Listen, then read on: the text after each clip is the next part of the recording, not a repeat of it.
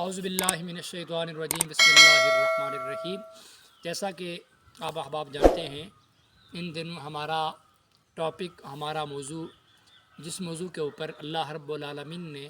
اپنے فضل سے اور حضور نبی مکرم صلی اللہ علیہ وسلم کی نگاہ رحمت کے صدقے سے مجھے لب کشائی کرنے کی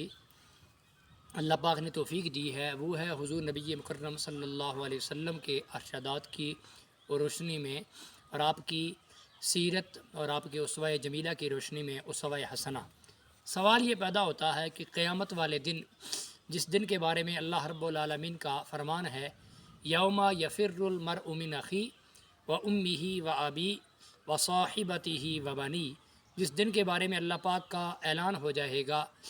وامتازوا الیوم ایھا المجرمون، جس دن کے بارے میں قرآن کہتا ہے الیوم نختم علی افواہہم وتکلمنا ایدیہم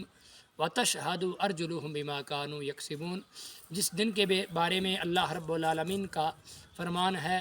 کہ الاخلاء یومئذ بعضهم لبعض عدو الا المتقین،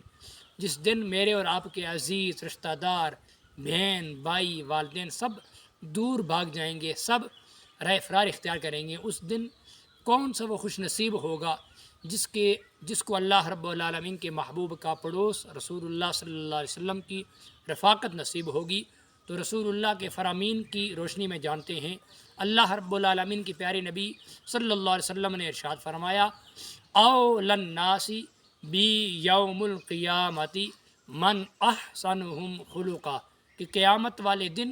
لوگوں میں میرے سب سے زیادہ قریب وہ ہوگا کہ جس کا حسن اخلاق سب سے بہتر ہوگا۔ اللہ رب العالمین کی حضور دعا ہے، رب العالمین مجھے اور آپ کو اپنے احکامات کی تعمیر، اپنے محبوب کے اسوہ جمیلہ کو اپنانے کی، اپنے محبوب کی سیرت کی روشنی میں اپنے اخلاق کو بہتر بنانے کی توفیق عطا فرمائے۔ وما علیہ الا البلاغ المبین۔